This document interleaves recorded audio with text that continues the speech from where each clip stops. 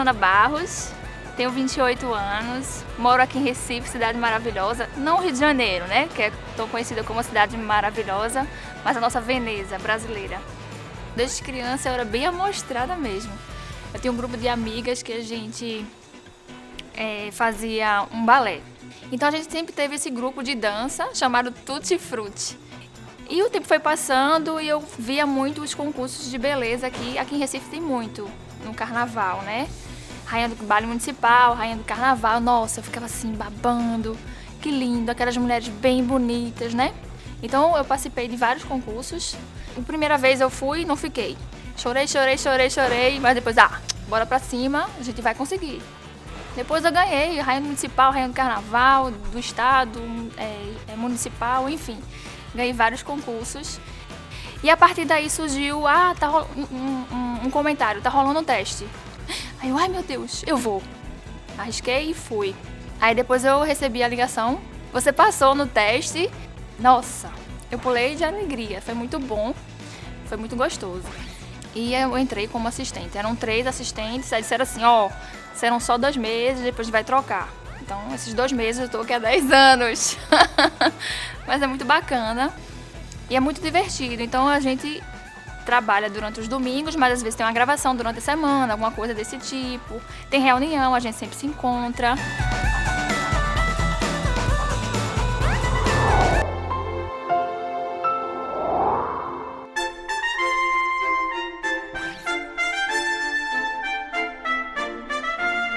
Praticamente nasci aqui na Moca, né? Eu vim de Ipiranga com 3 anos, me criei, consolidei toda a minha profissão, minha infância na Moca.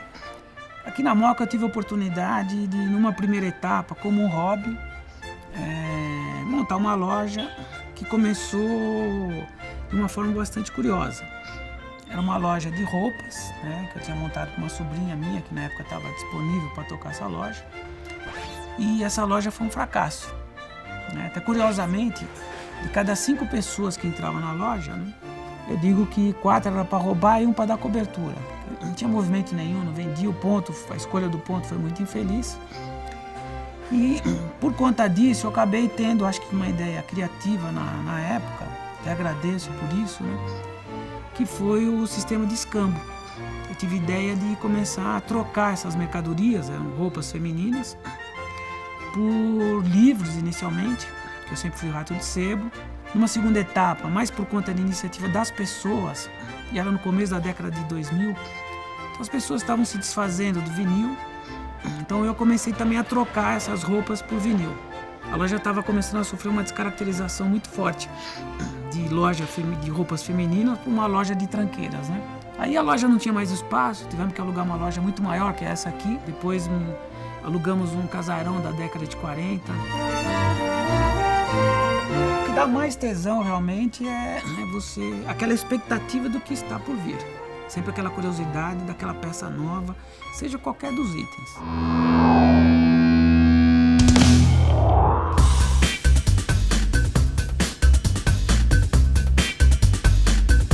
Programa ao vivo tem que sair tudo perfeito. Então a gente acorda bem cedinho, né? A equipe me pega lá em casa por volta das 6h40 da manhã. A gente vem para reunião com a diretora, o diretor, quem tiver na escala, né? Testamos o globo. A gente tem que ver se o globo está funcionando.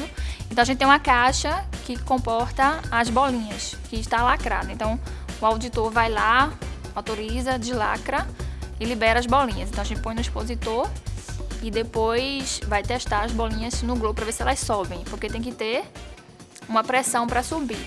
Então o programa tem a duração de 1 hora, os produtores ficam lá mais rápido, mais devagar, as bolinhas, dependendo do tempo, né? Fechou?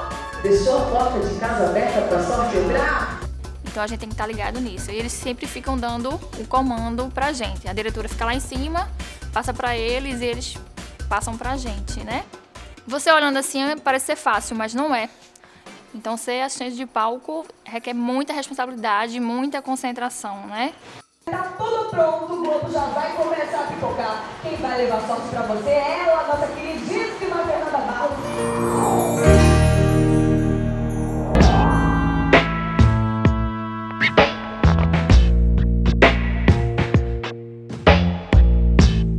sedução, né, da negociação faz parte de todo esse contexto. E as mercadorias, né?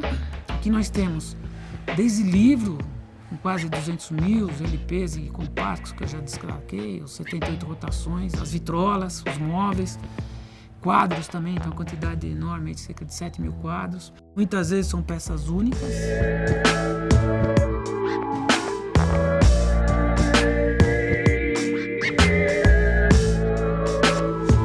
O vinil, por exemplo, é difícil imaginar, 10 anos atrás, que a juventude, né, os adolescentes, os jovens, fossem se apegar tanto ao vinil. E é o que está ocorrendo. Como tudo aqui. Então são objetos de colecionadores, desde chaveiro, cachimbo, caneta, relógios, máquina fotográfica, caixinha de fósforo, enfim, um universo de peças que fazem parte do imaginário das pessoas que vivenciaram uma determinada época, ou de seus descendentes, que através das fotos ou de pequenas lembranças, ainda quando eram crianças, né, resgatam, né, essa nostalgia, né? Então tudo isso acaba fazendo desse universo um universo muito fascinante. O reciclado, o consumismo mostram uma faceta da nossa sociedade hoje. Infelizmente, a mesma sociedade também contempla esse resgate que está presente em tudo. O Brasil ele ainda é muito novo, né? Está engatinhando em muitas coisas, mas eu acho que a gente está no caminho certo para resgatar esses valores que são importantes.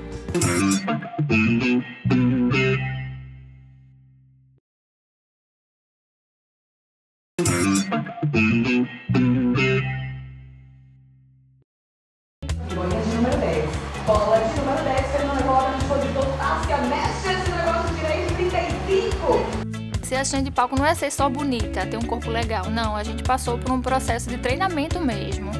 E a experiência vai te ajudando cada vez mais a lidar com as coisas que podem acontecer no programa ao vivo, né? Uma vez aconteceu uma situação bem engraçada, né? A outra assistente, Cibele, estava lá puxando a bolinha. Adivinha o que caiu em cima dela? Uma barata! Eu acho que eu tinha corrido assim, então ela ficou lá. Ai, uma barata! E a bola. Aí a barata voou por si só, né? Isso acontece. Então já aconteceram várias coisas bem engraçadas, mas que realmente você tem que ter uma rapidez imensa para contornar a situação. Você tem que ter cuidado como você vai andar, você tem que andar com a postura. Você não pode estar séria, porque você tem que mostrar que você tá... Eu estou realmente feliz, mas às vezes você tá até com uma dor de cabeça, tá cansada, mas tá sempre sorrindo. Eu tenho que ter cuidado com o movimento das mãos, porque às vezes a mão pode bater no expositor. Uma coisa que a gente tem cuidado são as roupas. Eu não posso colocar um vestido que tem uma manga. Então a gente observa todos esses detalhes. Como andar, como se portar, sempre sorrindo. Isso é bem importante. Mostrar simpatia para quem está nos assistindo. Porque você tá lá e não sorri. Ah, essas meninas, hein? Mal-humoradas. É isso que se passa. É essa impressão que o público vai ter. E a gente não quer isso. A gente quer levar alegria para todo mundo.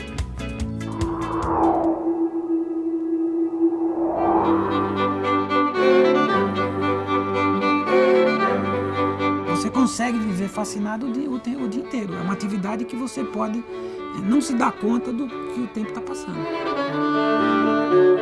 Nós comprávamos das pessoas, as pessoas traziam. Você ia na casa das pessoas e comprava diversos lotes, e os livros e os discos faziam parte desse lote. Comprava de loja, tá? Houve uma época, isso logo no começo, em 2002, 2003, tinha um lojista que estava se desfazendo dos vinis para comprar imóveis. E eu estava vivendo exatamente o momento inverso. Eu estava vendendo imóveis para comprar vinis. Então, numa única tacada, eu comprei 200 mil vinis entre LPs e compactos. Com relação ao que representa 1 milhão de LPs e 400 mil compactos, como na época os 200 mil foram cerca de 5 caminhões baú, né? Então podemos fazer uma conta proporcional aí de mais de 50 caminhões carregados com discos. O mais fascinante nisso tudo não é a quantidade, né? Porque até para ter essa quantidade, a qualidade ela não é representativa no seu todo. Eu acho que boa parte desse material ele é único. A gente preserva as matrizes, nós não vendemos as matrizes, talvez o grande mérito nosso temos de preservar a história, o acervo, seja esse. Então o mérito é exatamente esse. A história da música, ela está representada por esse acervo e principalmente nos compactos.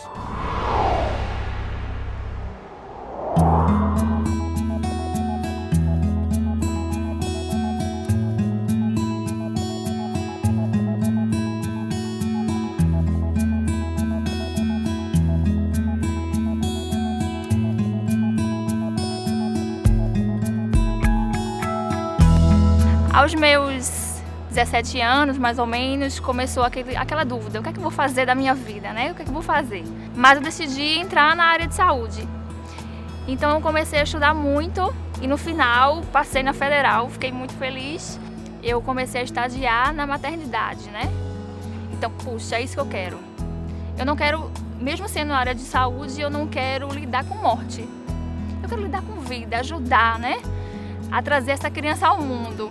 Então foi a partir do 6º período que eu decidi realmente fazer saúde da mulher. São 2 anos se dedicando só àquela área. Então eu me formei como enfermeira obstetra. Eu adoro trabalhar nessa área, né? É muito gostoso participar a mulher no trabalho de parto, desde o pré-natal você acompanha. Mas ela chega lá na sala de parto, tá lá com uma dorzinha, tá lá cheia de dúvidas. Então, a partir do momento que você chega junto dela e vê que ela ficou um pouquinho mais calma, tá confiando em você, é muito bom. Isso é a melhor forma, é o melhor pagamento, né? Então, assim, o trabalho de parto é o quê? São aquelas contrações que a barriga fica dura, vai e volta, junto com o colo que vai abrindo. Você tem que ter 10 centímetros, tá? Acompanhando o primeiro parto, arrepia. Porque, na verdade, a gente acompanha, a gente não faz o parto, quem faz é a mulher. Então é muito gostoso, assim, você ter a mãe lá vibrando, meu Deus, obrigada, meu filho, e o pai em prantos. Nossa, isso é muito gostoso, né?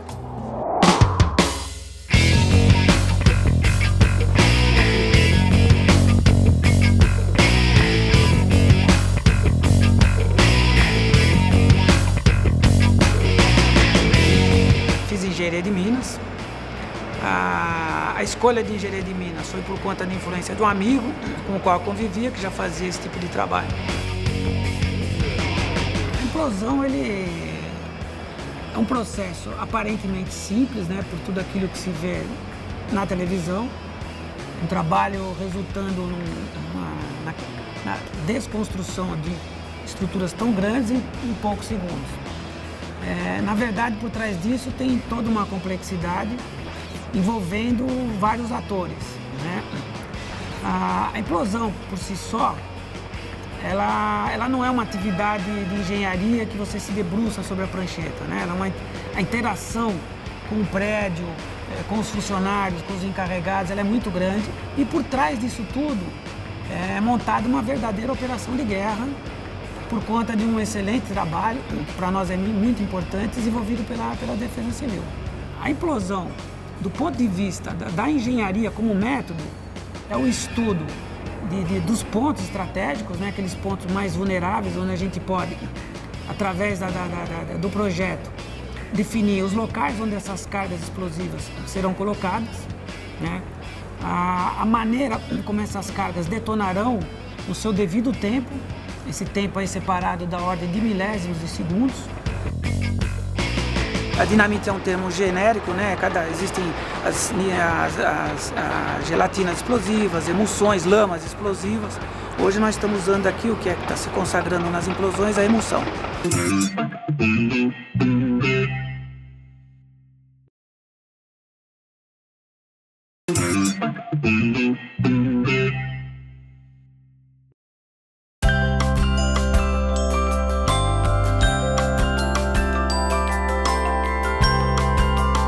Enfermeira daqui da maternidade, sou diarista, eu trabalho de 7 da manhã a 1 da tarde e nós damos 2 plantões por mês, né? Então eu venho todos os dias para cá. O legal também de você trabalhar todos os dias é que você ajudou no parto de uma paciente e no outro dia você vai lá, ela ainda está lá, você vai lá e como é que está o bebê? Como é que você está se adaptando? Porque o aleitamento materno realmente é um processo complicado para a mulher, que parece ser fácil, mas não é. Então, o enfermeiro obstetra, ela acompanha a paciente, a gestante, durante o pré-natal, né? Vai examinar, vai orientar, que é muito importante, né? Vai trazer a família para acompanhar essa gestante, que isso é muito importante. Essa bolinha vai ajudar a estimular as contrações e o teu bebê a forçar. Você fazendo assim, ele força, tá? Eu trabalho no Espaço Aconchego, que ele é um local onde nós, enfermeiras obstetras, prestamos assistência ao parto de baixo risco. É aquele parto onde a mulher ela tem a pressão normal, ela não tem diabetes, o bebê está bem, não tem nenhum probleminha, tá tudo ok. Então a gente acompanha essa mulher a cada 2 horas, nós fazemos o exame físico completo a cada 2 horas e escuta o coração do bebê a cada 30 minutos. E nesse intervalo também de tempo da assistência durante o trabalho de parto, a gente realiza massagens de conforto, a gente orienta os acompanhantes. O trabalho de parto é um trabalho, então a gente está lá o tempo todo junto dela e no final das contas a gente ajuda a trazer uma vida ao mundo, isso é muito, muito gostoso. É isso que a enfermeira obstetra faz. Esse fio aqui é um fio explosivo, tá? Que detona a uma velocidade de 7.000 metros por segundo. Ele é o responsável pela interligação de todos os furos. Cada furo desse tem um tempo diferente, o que permite que o prédio caia numa sequência pré-estabelecida no projeto. Dependendo da estrutura, dependendo do prédio, da amplitude do trabalho, você pode envolver dezenas de pessoas por conta de outras atividades que fazem parte do processo. É como se fosse uma orquestra sinfônica, né? Cada um tem a sua função, tá? Eu tenho o privilégio de ser o maestro desse, né? Então é um trabalho de equipe e tudo funciona como se fosse realmente como música, né? Numa implosão em condições normais, a figura do risco ela existe porque é uma atividade de engenharia como outra qualquer. Em nenhuma atividade humana você consegue risco zero, né? Mas por conta de todos os procedimentos, a equipe com bastante experiência, o produto é fabricado num controle de qualidade rigoroso. Tudo isso cercado pelo trabalho de coordenação da Defesa Civil, o risco de acontecer alguma coisa é remoto, tá? Tudo é feito para que não aconteça. O erro na implosão, em acontecendo, a gente torce para que seja danos materiais de pequena monta, eventualmente quebrar um vidro, derrubar um poste. Então esse risco está cada vez mais mitigado, está diminuído, a ponto de a gente colher resultados aí satisfatórios, né? Na hora que a poeira baixar, você relaxa por completo.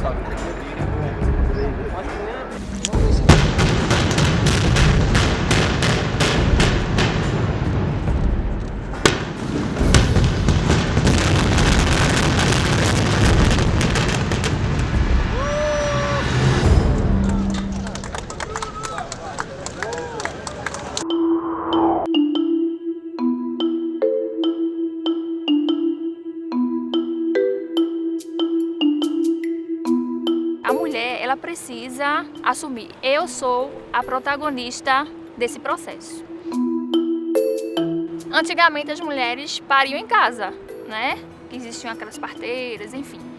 Hoje em dia elas precisam voltar a assumir isso. O leite primeiro vem a água, depois as proteínas, depois a gordura. A gordura é o que vai deixar seu bebê saciado, sem fome. A mulher ela precisa ser preparada desde o pré-natal. Ela pode fazer fisioterapia para ver a questão da técnica de respiração, se preparando para o parir. Você trabalhar a musculatura do períneo, que vai te ajudar bastante na hora do parto. Mas ela precisa mais de informação. Eu acho que o que falta muito no pré-natal é informação. O trabalho de parto dói um pouquinho, claro. Mas existem técnicas que podem fazer aliviar essa dor. São as massagens, o banho morno, isso ajuda. E também tem o que a gente chama de analgesia de parto, né? Que é você parir sem ter... Você recebe uma injeçãozinha nas costas e vai parir sem dor. Então eu acho que o grande vilão mesmo, a vilã, é a falta de informação. A mulher precisa assumir a postura dela como mulher que vai parir. O parto é vida, né? Eu acho que é isso, uma realização. Eu pari normal. Vocês mulheres, vocês têm o direito realmente de parir normal. É o melhor para a mulher, é melhor para o bebê.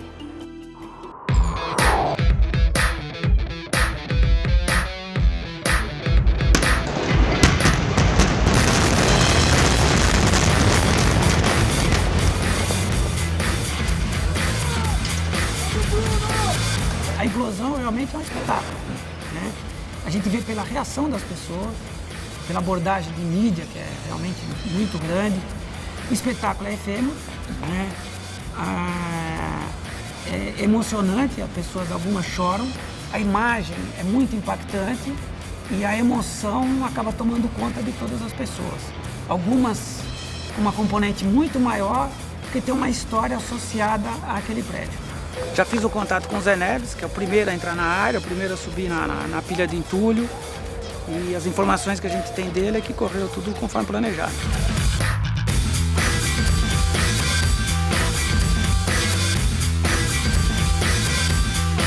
Como é um trabalho que expõe muito o profissional, tem toda uma contagem regressiva, né? Tem todo esse carisma jornalístico, então isso cria no profissional uma expectativa, uma certa ansiedade. Pega o Palace 2, por exemplo. O Palace 2 era um projeto para o prédio cair em 5 segundos, e demorou 7, porque aqueles segundos super tenso, só foi relaxar que o prédio chegou na metade e aí você desaba. E por quê? Porque o Palace 2 tinha por trás do evento toda uma carga emocional, uma comoção por causa da tragédia. Então essa carga acaba se acumulando e esse alívio, né, esse relaxamento é muito maior em casos assim.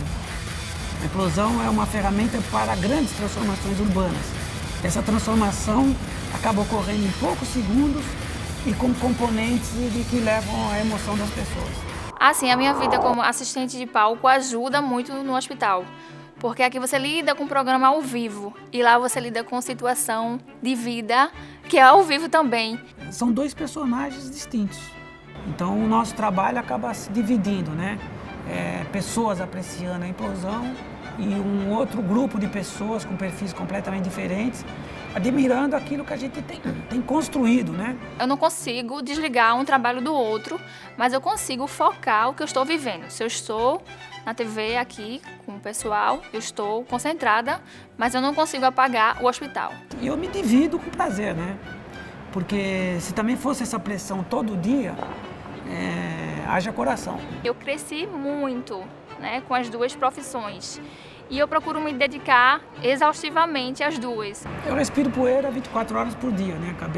Meu corpo está imerso na poeira. Não é à toa que me chamam o manezinho da implosão, né?